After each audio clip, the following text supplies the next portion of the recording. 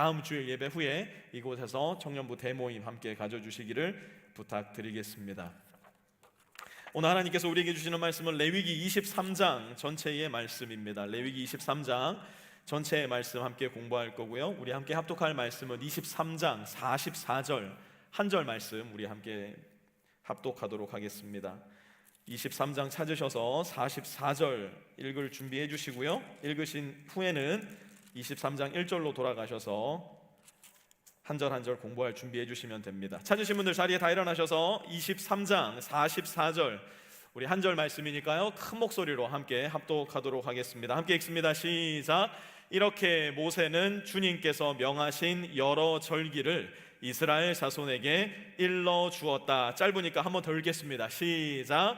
이렇게 모세는 주님께서 명하신 여러 절기를 이스라엘 자손에게 일러 주었다. 아멘. 23장 처음으로 돌아가셔서 준비하시면 되고요. 자리에 앉아 주시기 바랍니다.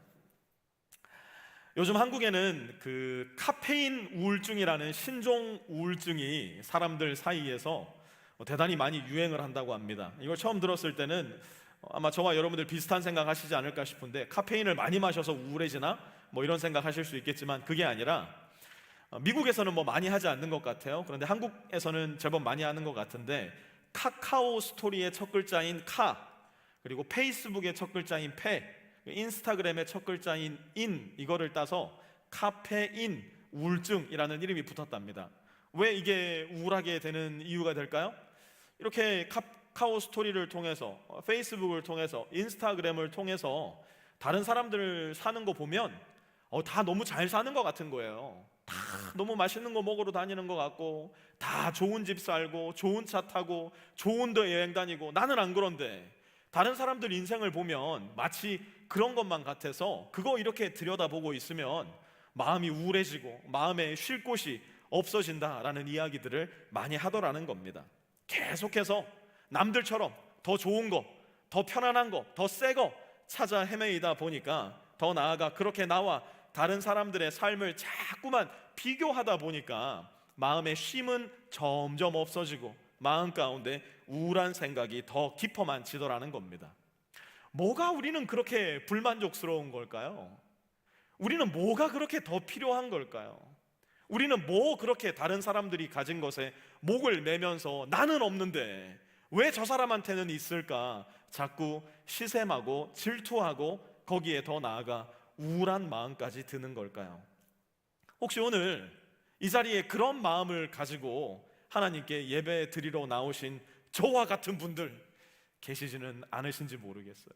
다른 목사들의 삶을 보면 너무 목회 잘하는 것 같은데, 다른 목사들이 설교하는 거 보면 너무 설교도 잘하는 것 같고, 다른 목사들의 결혼 생활을 보면 어떻게 저렇게 아름답게 할 수 있을까 싶은데 왜 나는 이 모양 이 꼴일까? 혹시 저와 같은 마음 여러분들 가져보신 적은 없으십니까? 혹시 이렇게 다른 사람들과의 삶의 비교 속에 내 마음이 쉼을 얻지 못하고 갈팡질팡 헤매이고 너무너무 지쳐 있는 듯한 마음으로 오늘 이 자리에 나오신 성도님들 계시다면, 그런 분들에게 오늘 말씀은 더더욱 큰 의미가 있지 않을까 생각을 해봅니다. 우리 23장 1절에서 2절 말씀부터 오늘 말씀 공부 시작하려고 하는데요, 1절과 2절 우리 함께 읽어보도록 하겠습니다. 시작. 주님께서 모세에게 말씀하셨다. 너는 이스라엘 자손에게 말하여라. 그들에게 다음과 같이 일러라. 너희가 거룩한 모임을 열어야 할 주의 절기들, 곧 내가 정한 절기들은 다음과 같다. 아멘. 우리는 지금까지 하나님께서 이스라엘 백성들에게 말씀하셨던 5대 제사, 이 5개의 제사를 중심으로 레위기 말씀을 공부해 왔습니다. 이제 레위기 5대 제사가 뭡니까? 물어보시면 마음 가운데 5개의 제사에 대한 의미와 뜻이 여러분 마음 가운데 새록새록 솟아나리라는 것은 혹시 저 혼자만의 바람입니까? 네. 다 기억나시는 것 같아요. 네. 5개 제사 기억이 나는 것 같고요. 이제 그 5개의 제사를 지나서 하나님께서는 이스라엘 백성들에게 7개의 절기, 명절을 가르쳐 주십니다. 이제 레위기 공부가 2주만 더 있으면 끝납니다. 그래도 레위기 말씀 거의 3달 동안 공부했는데, 누군가 우리에게 레위기가 뭐에 대한 말씀입니까? 물어본다면 최소한 좀 할 얘기가 있어야 되지 않겠습니까? 그래서 다른 거 몰라도 레위기는 5제사 7절기, 이게 중심 내용이라는 거 여러분 마음속에 좀 넣어두셨으면 좋겠는데요. 레위기는 몇 제사 몇 절기라고요? 시작! 5제사 7절기. 예, 역시 많이 배우신 분들이 좀 다른 것 같아요. 오늘 이제 7절기에 대한 내용을 함께 공부하게 될 텐데요, 하나님께서는 이 7개의 명절들에 대한 말씀을 시작하시기 전에 이 명절들의 중심, 더 나아가서 이스라엘 백성들, 하나님을 믿는 사람들의 삶의 중심이 되어야 할 중심축이 무엇인지를 먼저 가르쳐 주시는데요, 3절 말씀 우리 함께 볼까요? 같이 읽습니다. 시작! 엿새 동안은 일을 하여라. 그러나 일의 날은 반드시 쉬어야 하는 안식일이다. 거룩한 모임을 열어야 하고 어떤 일도 해서는 안 된다. 이날은 너희가 살고 있는 모든 곳에서 지킬 주의 안식일이다. 아멘. 이 말씀 다시 보니까 일의 날은 어떻게 해야 된다고요? 반드시 쉬어야 한다. 하나님은 말씀하세요. 반드시 쉬어야 한다. 아마 요즘 모든 현대인들이 이 질문을 가장 많이 받으실 겁니다. 아마 지나온 한 주를 통해서도 여러분 이 질문 많이 받지 않으셨을까 싶은 생각이 드는데요, 여러분이 가장 많이 받으셨을 법한 질문 제가 한번 해볼게요. 이게 여러분들이 가장 많이 받으시는 질문이 맞는지 아닌지 한번 생각해 보시기 바라요. 여러분 요즘 많이 바쁘시죠? 여러분 많이 바쁘시죠? 이게 오늘날 현대인들이 가장 많이 듣는 질문이 아닌가 싶은 생각이 듭니다.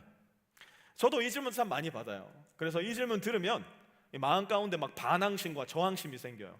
그래서 되게 바쁜데도 안 바쁜데요? 이렇게 대답할 때도 있습니다. 그러면 성도님들 좀 이상하게 쳐다보세요. 아니 목사님 안 바쁘시다고요? 예, 안 바쁜데요? 그러면 좀 놀란 토끼 눈을 하고 보실 때가 종종 있습니다. 목사라면 당연히 바빠야지, 현대를 살아가는 현대인이라면 당연히 바빠야지라는 마음, 저와 여러분들 생각 속에 어느 정도 단단하게 박혀있는 생각이 아닌가 싶은 생각이 드는데요, 그런데 저는 이렇게 생각해요. 바쁜 목사는 나쁜 목사다. 바쁜 목사는 어떤 목사라고요? 나쁜 목사다. 저는 그렇게 생각합니다. 바쁘면 하나님의 말씀에 잠잠히 머물러 있기가 참 힘들어지더라고요. 하나님의 말씀 안에 잠잠히 머물러 있을 시간이 없으면 자연적으로 하나님 앞에 드리는 기도의 내용도 시들해지고 하나님 앞에 기도로 머물러 있는 시간 역시 점점 줄어들게 되더라고요. 목사가 만약 하나님 말씀에 머물러 있지 않는다면, 목사가 만약 하나님께 기도드리는 시간이 충분하지 않다면 그 목사에게 무슨 일이 일어날까요? 하나님의 마음에, 나의 마음에 하나님의 마음을 한껏 받아들여서 매 주마다 주중에 성도들에게 하나님의 마음을 전하는 사람이 되는 것이 아니라, 목사가 바빠지면, 그래서 하나님과 보내는 시간이 짧아지면 짧아질수록 목사가 선포하는 모든 이야기에는 하나님의 욕망이 아닌 그 목사 한 개인의 욕망이 젖어들 가능성이 대단히 크더라는 거예요. 그래서 저는 바쁜 목사는 나쁜 목사라고 생각을 해요. 그런데 이것은 단순히 목사 한 개인의 문제만은 전혀 아닌 것 같아요. 하나님을 믿어 거듭난 모든 하나님의 백성도 마찬가지예요. 바쁜 그리스도인은 나쁜 그리스도인이 될 가능성이 대단히 큽니다. 왜 그런가? 하나님에게 지음받은 하나님의 피조물로서 나를 지으신 창조주의 목소리에 귀 기울일 시간이 없다? 이것은 피조물로 지음받은 인간으로서의 존재론적 문제를 야기하는 것이기 때문에 바쁜 사람, 그래서 하나님의 음성에 귀를 기울일 시간이 없는 사람, 하나님께 기도드릴 시간이 없는 사람, 자연스럽게 나쁜 사람이 될 수밖에 없더라는 겁니다. 이스라엘 백성들이 그랬어요. 400여 년간 저 이집트의 노예로 살다 보니까 너무 바쁜 거예요. 바쁘게 살 수밖에 없죠. 바쁘지 않으면 매 맞으니까요. 바쁘지 않으면 얻어맞으니까요. 바쁘지 않으면 먹을 양식이 나의 손에 떨어지지 않으니 노예로서 바쁘고 분주하고 정신없는 삶을 살 수밖에 없었어요. 그러한 이스라엘 백성들에게, 그렇게 바쁘고 분주한 것이 삶의 기본 세팅이었던 이스라엘 백성들에게 하나님 말씀하시는 거예요. 무조건 쉬어야 한다. 무조건 내 안에 머물러 잠잠히 거하는 시간을 가져야 한다. 그것이 너희의 기본 세팅, 디폴트 세팅이 되어야 한다. 하나님은 말씀하고 계시는 거예요. 무엇을 중심으로요? 안식일을 중심으로. 그리고 이 안식일을 중간에 세워놓은 그 이스라엘의 중심 축을 바탕으로 이제 하나님은 7개의 명절을 지켜라 말씀하시는데요, 4절과 5절 말씀 우리 함께 읽도록 하겠습니다. 4절과 5절입니다. 시작. 정하여 놓은 때를 따라 너희가 거룩한 모임을 열고 주 앞에서 지켜야 할 절기들은 다음과 같다. 첫째 달 열 나흔 날 해질 무렵에는 주의 유월절을 지켜야 하고. 아멘. 이집트에서 이스라엘 백성들이 탈출할 때에 하나님은 이집트에 10가지 재앙을 내리셨습니다. 그리고 그 마지막 재앙이 바로 장자의 목숨을 취하시는 대재앙이었어요. 그런데 유대인들에게는 이상한 명령을 내리세요. 어린 양 한 마리를 잡아서 그 피를 받아 문 설주에 바르라고 말씀을 하십니다. 그리고 믿음으로 어린 양의 피를 문 설주에 바른 모든 집들은 하나님의 죽음의 사자가 그 집을 침범하여 장자를 죽이지 않고 죽음을 넘어간다, 유월 패스 오버 하겠다 약속을 해주셨어요. 이 단순한 믿음을 가지고 이 단순한 믿음에 반응한 모든 이스라엘 사람들은 그날 밤 죽음에서 구원을 받고 마침내 이집트로부터 탈출하게 되었던 겁니다. 그런데 여러분, 우리 주님께서 십자가에 못 박혀 죽으셨던 때가 언제인지 혹시 여러분 기억하십니까? 그때는 바로 유월절 절기를 지키러 모든 이스라엘 백성들이 예루살렘에 모여 있던 때였어요. 더 나아가 예수님께서 요단강에 침례를 받으러 나오셨을 때 침례 요한이 외마디 비명처럼 예수님을 보고 질렀던 그 선언을 여러분 혹시 기억하고 계십니까? 보아라, 세상 죄를 지고 가시는 하나님의 어린 양이로다. 유월절은 단순히 유대인들만을 위한 유월절이 아니라 예수님으로 말미암아 구원받은 저와 여러분들을 위한 유월절이 되었다는 것입니다. 히브리서 10장 19절 22절은 그 유월절의 의미를 이렇게 설명합니다. 우리 한번 같이 읽어볼게요. 시작. 그러므로 형제자매 여러분, 우리는 예수의 피를 힘입어서 담대하게 지성소에 들어가게 되었습니다.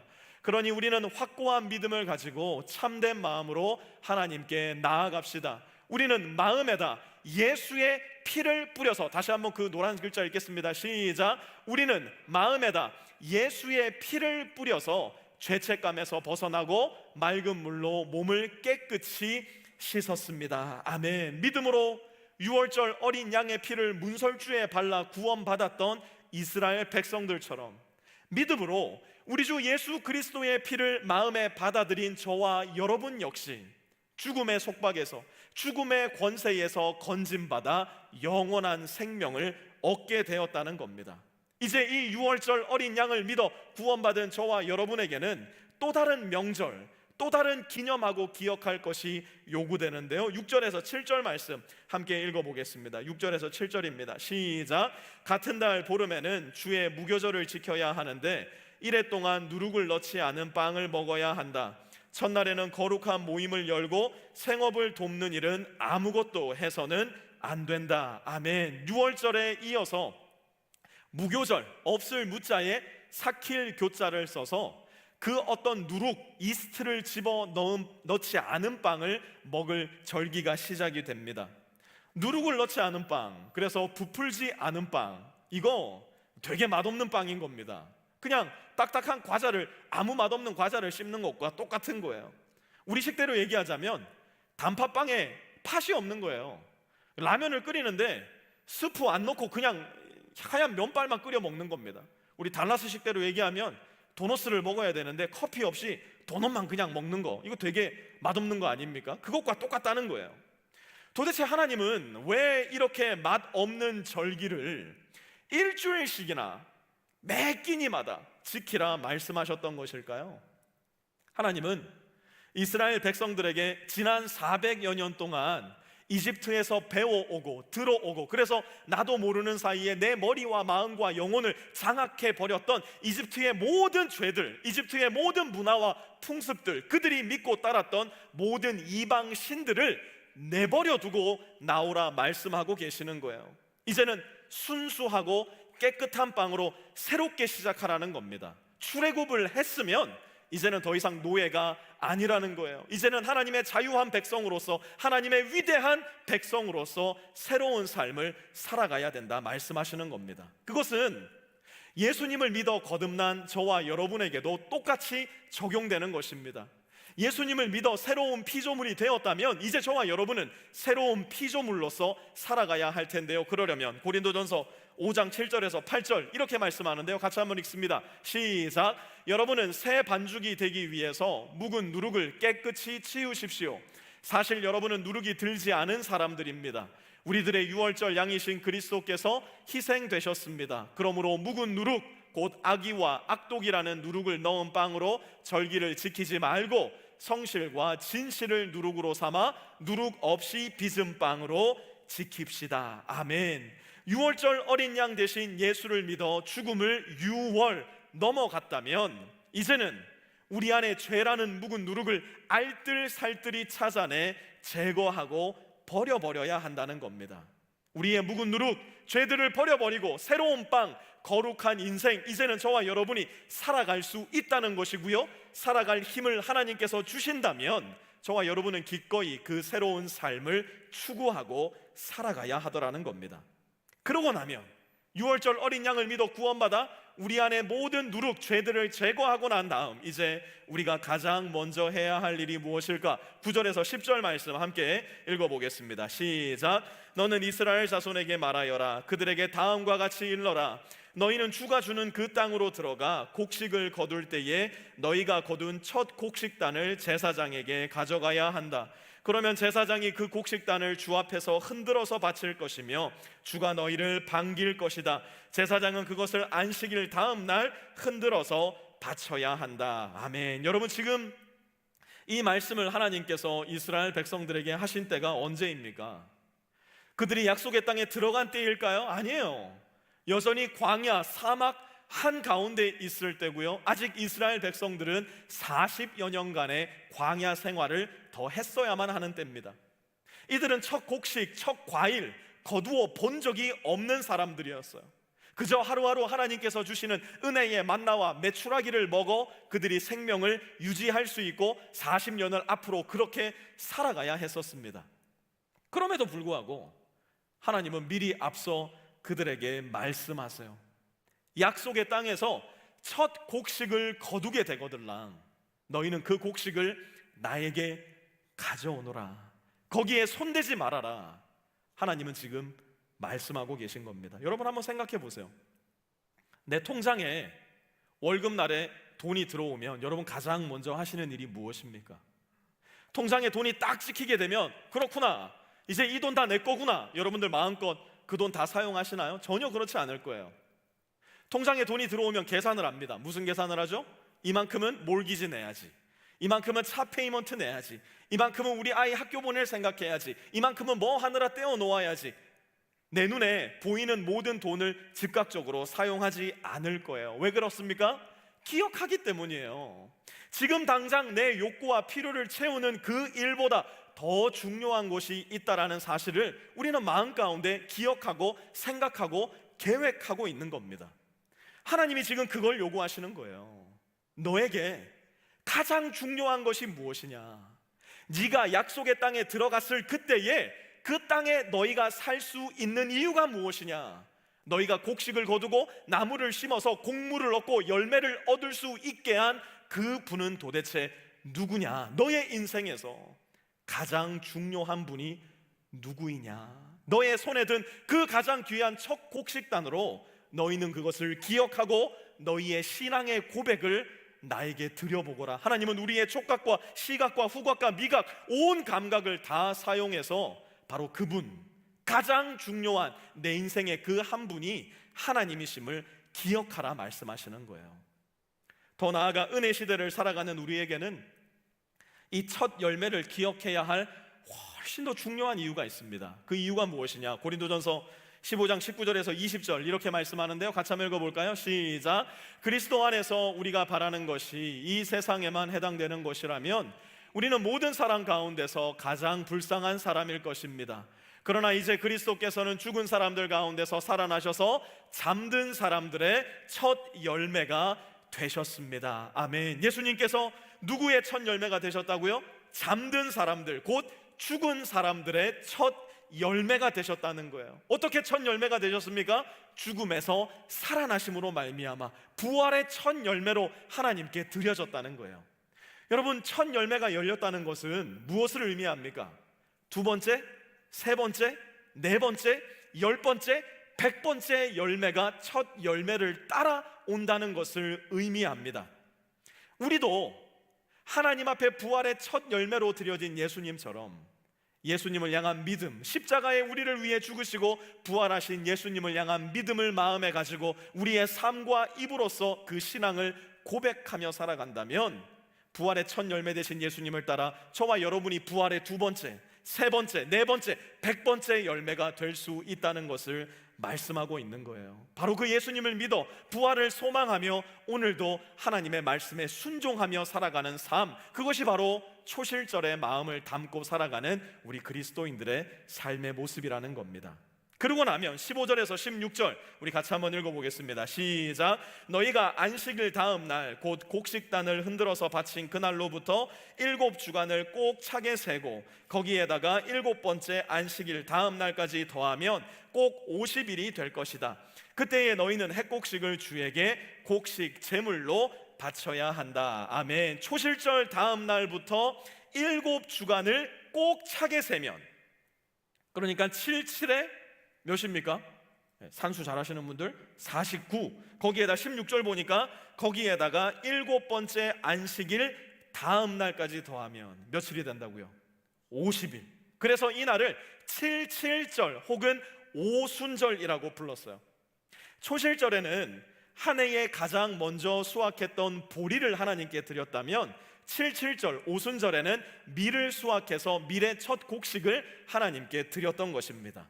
처음 열매도 늦은 열매도 하나님이 주셨음을 인정하는 신앙의 표현이었어요. 우리 교회 한 성도님이 지난주에 레위기 23장 말씀을 이렇게 묵상하다가 글을 하나 남겨주셨는데 제 마음 가운데 참 많은 울림이 있고 감동이 있었어요. 제가 한번 읽어드릴 테니까 들어보셔요. 나의 첫 시간, 나의 첫 물질, 나의 첫 말, 나의 첫 생각, 나의 첫 행동, 나의 첫 시선, 나의 첫 발걸음, 나의 첫 냄새, 나의 첫 방향, 나의 첫 소리, 나의 첫 촉감, 나의 첫 사랑, 나의 첫 기도, 이번 한 주 삶 속에서 드려지는 나의 첫 수확들이 내 욕심을 거스르고 온전히 하나님께 드려지는 은혜를 경험하기를 예수님의 이름으로 기도하며 소망한다. 하나님께서 나에게 주신 내 하루의 모든 것, 내 한 달의 모든 것, 내 한 절기의 모든 것, 내 인생의 모든 것, 가장 처음 것을 하나님께 아낌없이 올려드립니다. 그것은 주님이 나의 삶을 여기까지 이끄시고 축복하셨기 때문입니다. 바로 그 마음을 하나님께 올려드리는 것이 바로 초실절과 오순절의 뜻이고 정신이었어요. 그런데 이제 우리에게는 오순절이 보리나 밀을 드리는 것보다 훨씬 더 중요한 의미를 가지고 있습니다. 여러분들도 잘 아시는 것처럼 오순절에 무슨 일이 일어났습니까? 사도행전 2장에 보면 마가의 다락방에 모여 있었던 120여 명의 신도들에게 하나님의 성령이 임하십니다. 그것은 우리에게 무엇을 보여주는 것입니까? 이제 예수님을 믿어 거듭난 저와 여러분에게는 하나님께서 성령을 보내어 주셔서 우리가 하나님의 성령을 우리 몸 안에 모시고 있는 하나님의 성전이 되었음을 우리에게 가르쳐 주는 것입니다. 이건 무슨 뜻일까요? 이제 더 이상 예수를 믿어 거듭난 저와 여러분은 혼자가 아니라는 거예요. 우리 안에 성령께서 우리가 가야 할 방향을 가르쳐 주시고 우리가 들어야 할 말씀을 들려주시고 우리가 해야 할 일들을 알려주신다는 겁니다. 우리의 예수 그리스도께서 하늘에 오르셔서 이제는 가만히 놀고 계신 것이 아니라 여전히 이 땅을 살아가는 저와 여러분을 위하여 하나님 아버지께 중보하며 기도하고 계신다는 의미이고, 성령과 예수님께서 그리하신다는 것은 하나님 아버지께서 끝까지 구원받은 성도의 삶을 붙드시고 사랑하시고 영원한 생명으로 이끌어 주신다는 것이에요. 그것이 바로 오순절이 우리에게 알려주는 하나님의 마음이고 뜻이라는 겁니다.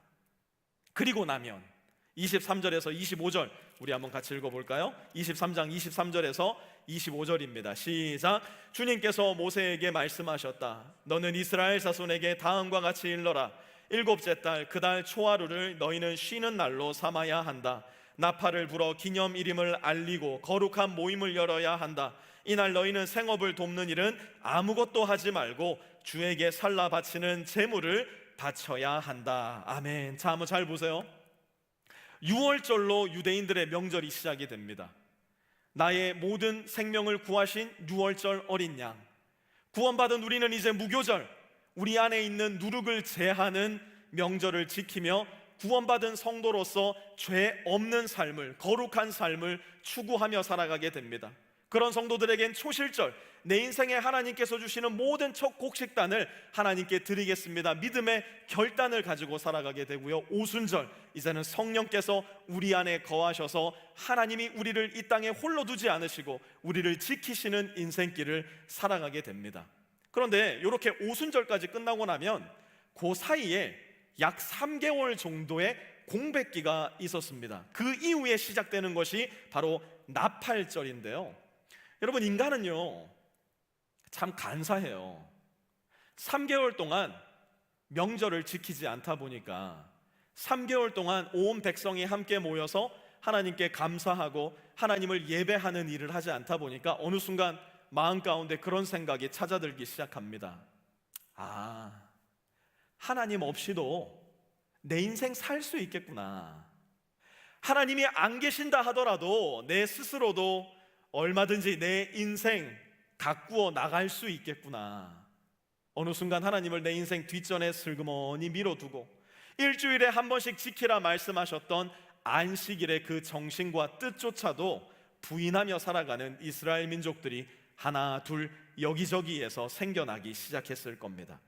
이제는 알아서 내 인생 살아가야 되겠다, 교만하고 오만한 마음을 가지고 살아가고 있는 그때, 이제는 여름의 뜨거운 열기가 지나가고 가을의 서늘한 바람이 불어오는 그때, 저 멀리서 희미하지만 선명한 나팔 소리가 들려오기 시작합니다. 무슨 나팔 소리입니까? 나팔절의 나팔 소리입니다.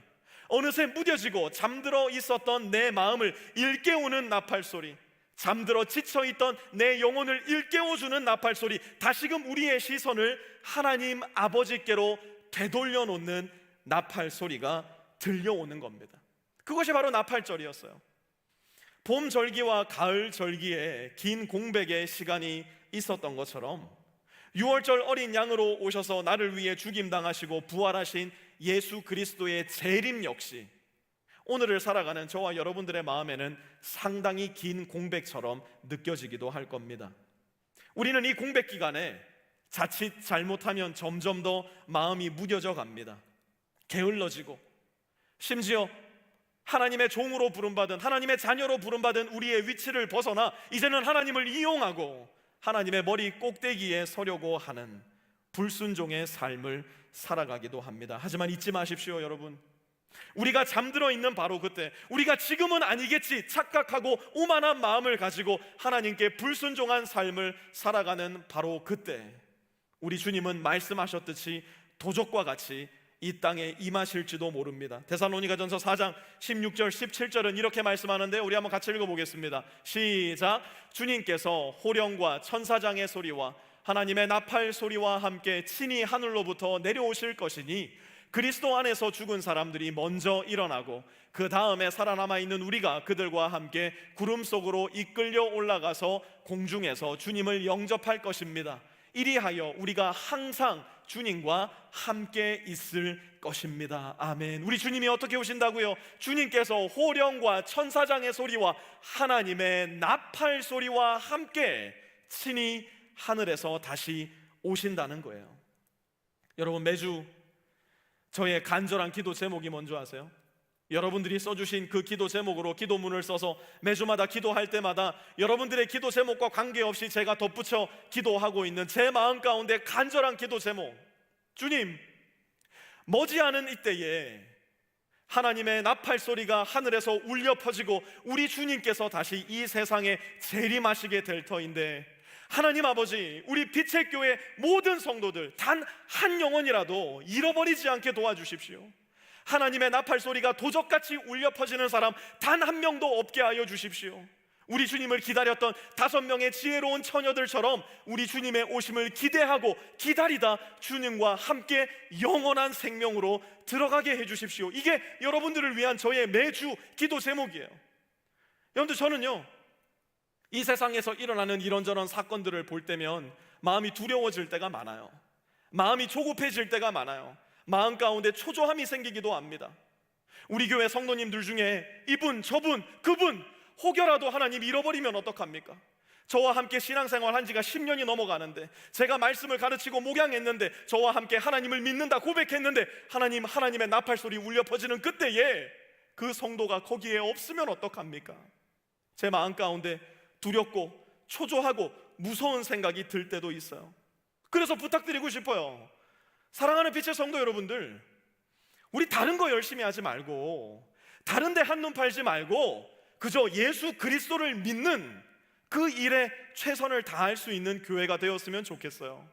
다른 거창한 행사를 치르고 다른 거창한 모습을 이루어 나가는 교회가 되기보다 나와 우리 모든 공동체가 하나님을 알고 믿고 예수 그리스도를 기다리는 마음으로 살아가는 교회 공동체, 날마다 예수님을 성실하게 배우고 날마다 주님을 더 사랑하고 순종하며 살아가는 공동체, 그래서 마지막에 가서 당황스러운 사람 한 명도 없는 공동체, 마지막에 가서 문 밖에 서서 이를 갈며 눈물을 흘리고 후회하는 사람 한 명 없는 예수 공동체, 저는 그 교회가 우리 빛의 교회가 되었으면 좋겠어요. 그러려면 이거 잘해야 돼요. 26절에서 27절 우리 한번 같이 읽어보겠습니다. 23장 26절 27절입니다. 시작. 주님께서 모세에게 말씀하셨다. 7째 달 열흘날은 속죄일이다. 이제는 이 날에 거룩한 모임을 열고 고행하며 주에게 살라 바치는 제물을 바쳐야 한다. 아멘. 나팔절이 끝나고 나면 이제 대속죄일이 시작됩니다. 여러분, 대속죄일 우리가 레위기 16장 말씀을 통해서 이미 배웠는데요, 무엇이었는지 기억나십니까? 나의 죄가 나의 노력이나 나의 공로나 나의 선행이나 나의 종교성으로 갚아지거나 사해지는 것이 아니라는 것이었어요. 그러면 어떻게 나의 죄가 사해집니까? 대제사장이 대속죄일날 나 홀로 성전 안으로 들어갑니다. 지성소 안으로 들어가 하나님께 우리의 죄를 대신할 제물을 바칩니다. 그리고 아사셀의 염소의 머리 위에 손을 얹고 모든 민족을 위한 죄를 그 염소에게 전가시킵니다. 그 염소는 저 멀리 광야로 떠나 홀로 죽임을 당함으로 내 죄를 짊어지고 죽임을 당하게 되는 거예요. 대속죄일에 내가 할 수 있는 일은 아무것도 없었어요. 나는 그저 믿음으로 대제사장의 제사를 마음 가운데 받아들이는 수밖에 없었어요. 나는 그저 믿음으로 내 죄를 대신하여 머리에 그 죄를 뒤집어 쓰고 광야로 나가 죽임을 당하는 아사셀의 염소를 바라볼 수밖에 없었어요. 그것이 어떤 모습과도 같으냐? 디도서 3장 4절에서 5절은 이렇게 말씀합니다. 같이 읽습니다. 시작. 그러나 우리의 구주이신 하나님께서 그 인자하심과 사랑하심을 나타내셔서 우리를 구원하셨습니다. 그분이 그렇게 하신 것은 우리가 행한 의로운 일 때문이 아니라 그분의 자비하심을 따라 거듭나게 씻어주심과 성령으로 새롭게 해주심으로 말미암은 것입니다. 아멘. 우리가 예수님을 믿고 이 세상에서 신앙의 경주를 계속 해나갈 때에 저와 여러분의 마음 중심에서 잊지 말고 흔들리지 않아야 할 믿음의 내용이 무엇인가요? 신앙의 연수를 거듭해 나갈수록 교회의 생리를 잘 이해하여서 교회에서는 이런 옷을 입어야지, 교회에서는 이런 봉사를 해야지, 교회에서는 이런 말을 써야지, 그런 것일까요? 아니에요. 우리 신앙의 기본, 또한 우리 신앙이 나아가야 할 방향, 그것은 바로 우리 주 예수 그리스도께서 나의 죄를 위하여 십자가에 못 박혀 죽으셨다는 사실이에요. 계속해서 기억하고 계속해서 마음에 묵상하며 계속해서 기뻐하고 즐거워해야 할 그것, 우리 주 예수 그리스도께서 죽으심에서 끝난 것이 아니라 죽음의 권세를 깨고 죽음에서 부활하셨다는 사실, 또한 예수님께서는 하늘에 오르셔서 성령을 우리에게 보내주셨고 하나님의 정하신 그때에 반드시 이 세상에 다시 오셔서 저와 여러분을 영원한 생명으로 하나님의 거룩한 나라로 인도하실 것이라는 것을 믿고 생각하고 거기에 소망을 두는 삶이 바로 우리 신앙의 기초요, 신앙의 방향이요, 신앙의 결과라는 겁니다. 여러분, 예수님께 집중하지 않고 나에게 집중하면요, 우리는 반드시 종교적인 괴물이 됩니다. 교만해집니다. 정죄합니다. 이 정도는 해야지, 왜 저 사람은 그렇게 안 해? 나를 기준으로 삼아 여기저기 사람들을 괴롭히고 사람들을 정죄하는 종교적 괴물이 됩니다. 우리의 집은 예수 그리스도의 십자가예요. 언제나 돌아와야 할 곳, 언제나 끝을 보아야 할 곳, 그리스도인의 승부는 바로 예수 그리스도의 십자가에 있다는 것을 저와 여러분 반드시 기억해야 될 겁니다. 이제 이 모든 절기들의 마지막, 하나님께서 알려주시는 7절기의 마지막인 초막절에 우리는 이르렀는데요, 33절과 34절 말씀 우리 함께 읽어보겠습니다. 시작. 주님께서 모세에게 말씀하셨다. 너는 이스라엘 자손에게 다음과 같이 일러라. 7째 달의 보름날부터 1해 동안은 주에게 예배하는 초막절이다. 이 초막절에는 무엇을 해야 했는가? 42절과 43절로 넘어가셔서 42, 43절 같이 읽습니다. 시작. 1해 동안 너희는 초막에서 지내야 한다. 이 기간에 이스라엘의 본토 사람은 누구나 초막에서 지내야 한다. 이렇게 하여야 너희의 자손이 내가 이스라엘 자손을 이집트 땅에서 인도하여 낼 때에 그들을 초막에서 살게 한 것을 알게 될 것이다. 나는 주 너희의 하나님이다. 아멘. 여러분, 초막이 뭡니까? 제가 초막에 이름을 붙여봤어요.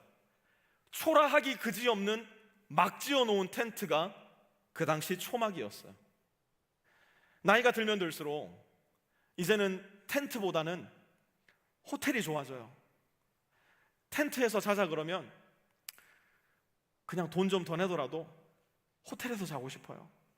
크레딧 카드를 극단한이 있어도 20불 내고 텐트에서 자는 것보다 80불 내고 호텔에서 자는 게 더 좋아요. 그런데 애들은 어떨까요? 애들은 안 그래요. 애들은 좀 고생스럽고 힘들고 춥고 더럽고 배고파도 텐트를 더 좋아합니다. 그래서 어렸을 때 캠핑을 많이 다닌 아이들이 커가면서도 추억이 많다라는 이야기를 어디선가 들은 적이 있어요. 저도 몇 번 애들이랑 캠핑을 해보고 나서 느낀 게 있는데요, 호텔에서 하룻밤을 자면 하룻밤은 편한데 영원토록 그날이 기억이 잘 안 나요. 그런데 텐트에서 하룻밤을 자면 그 하룻밤 되게 힘들거든요. 근데 나중에 가서 보면은 영원토록 그 하룻밤이 기억에 남더라고요. 그런데 가만 보면 우리 인생이 꼭 그런 것 같아요. 참 고생스럽고 힘들고 어렵고 눈물과 한숨 없이는 살 수 없는 인생, 그게 저와 여러분의 인생 아닙니까? 그런데 하필이면 하나님은 그 초라하고 막 지어놓은 것 같은 천막 같은 우리의 인생 가운데 찾아오신다는 거예요. 거기에서 함께 하시겠다는 거예요. 인간은 정말 이상해요. 삶이 호텔같이 평탄하고 어려움도 없고 럭셔리하고 모든 것이 스무스한 것만 같은 그때에는 하나님도 잘 기억이 안 나더라고요.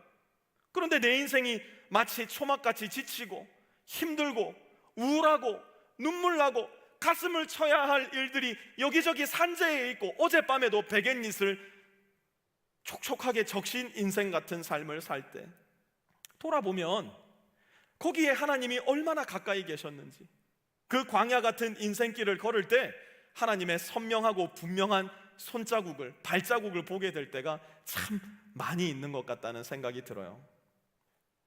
미국에 와서 처음 유학생활 시작했을 때 학교 서점에서 누가 컵을 하나 사다 줬습니다. 이제 이게 우리 예배팀 올라오셔야 되는 신호인데 오늘 안 올라오셔도 됩니다. 오늘 우리 음향이 좀 그레이스 교회 행사가 있어서 전체적으로 굉장히 많이 바뀌어가지고요, 조금 소리가 불편하시더라도 좀 양해해 주시기를 바랍니다. 예배팀 안 올라오셔도 돼요.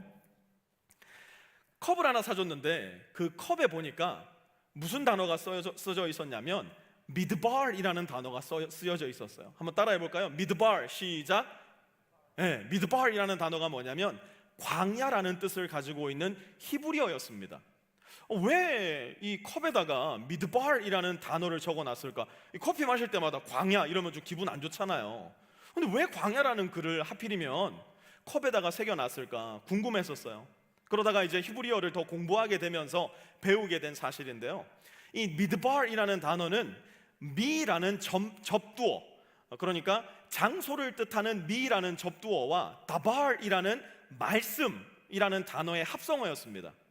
그러니까 미드발, 광야는 어디냐면 어떤 장소예요.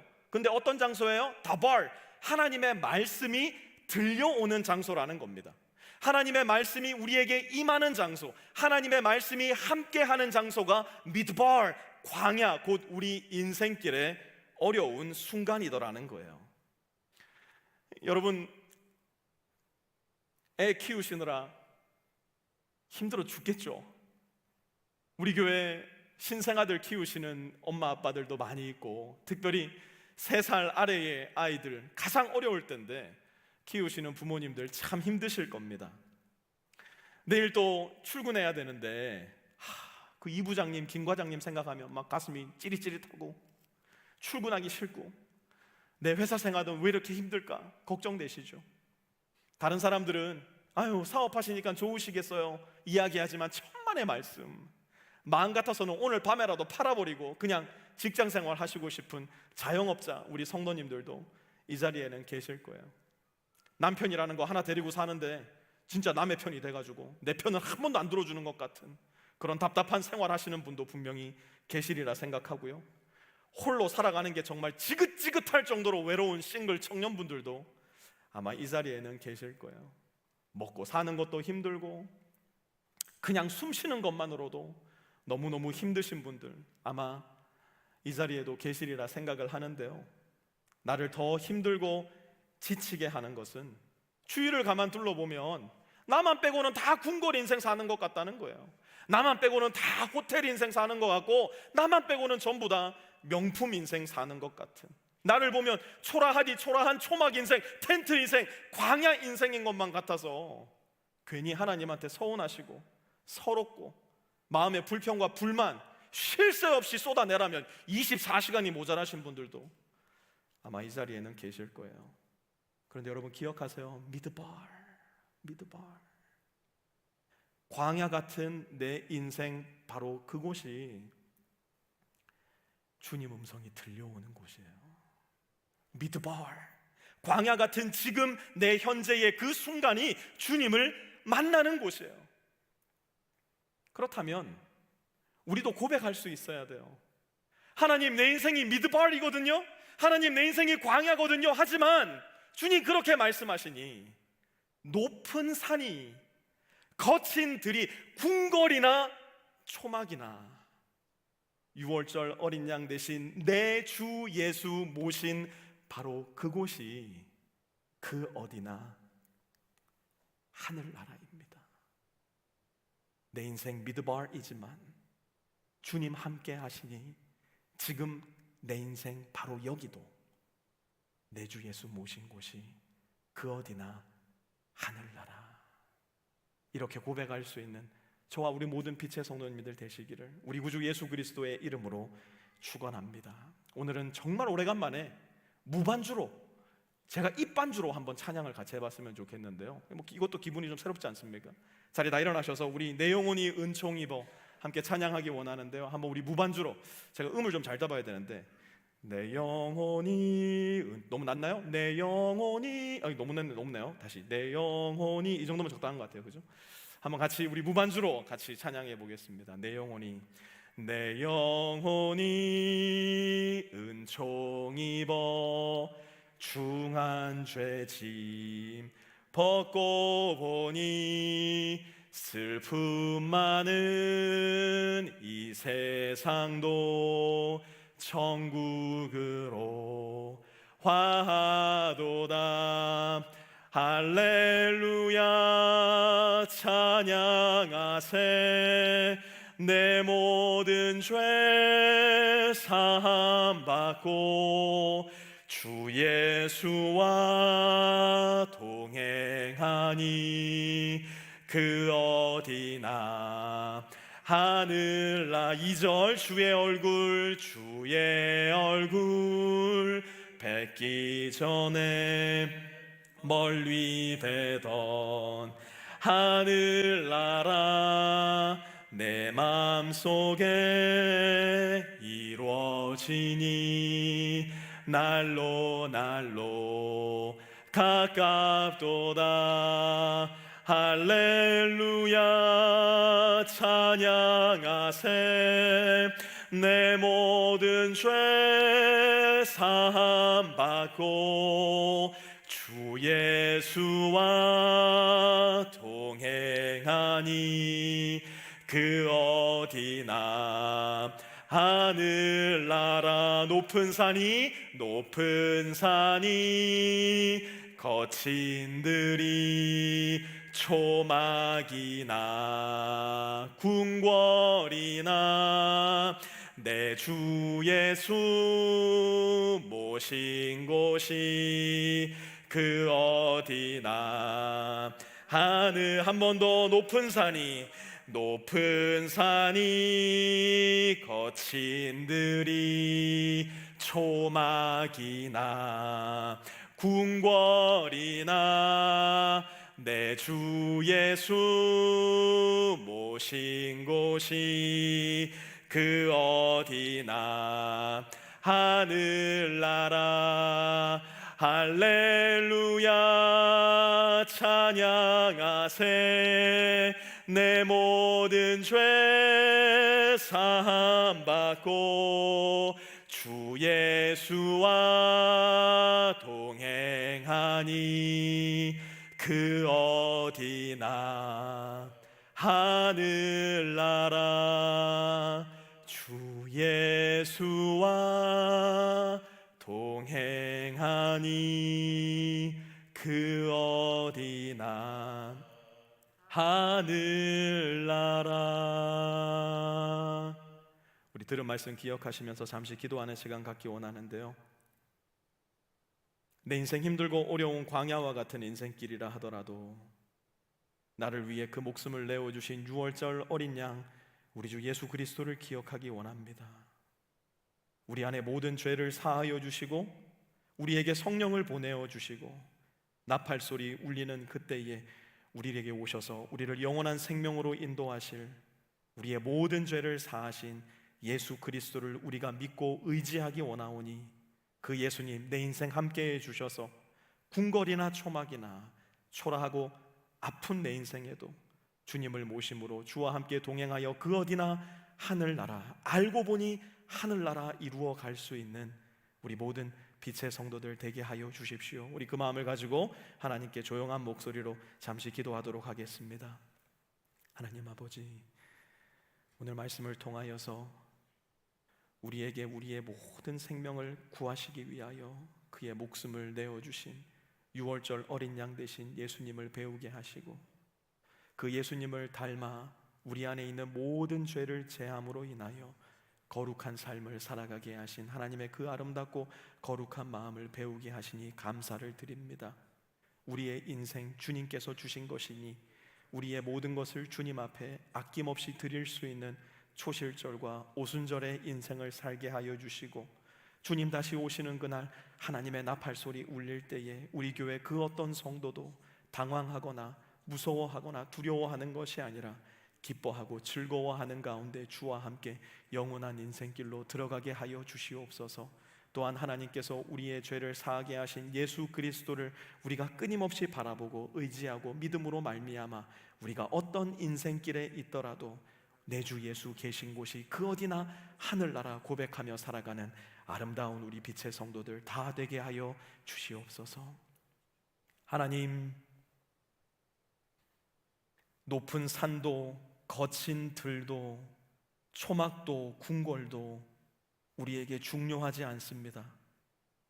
내 주 예수 모신 곳이 그 어디나 하늘나라이오니 내가 높은 산에 있을 때도 거친 들에 있을 때에도 초막에 있을 때에도 궁궐에 있을 때에도 내 주 예수 모심으로 말미암아 그 어디나 하늘나라 되는 사람들, 주 예수와 동행하니 그 어디나 하늘나라를 살아가는 우리 모든 빛의 성도들 다 될 수 있도록 하나님께서 은혜와 은총으로 함께하여 주시옵소서.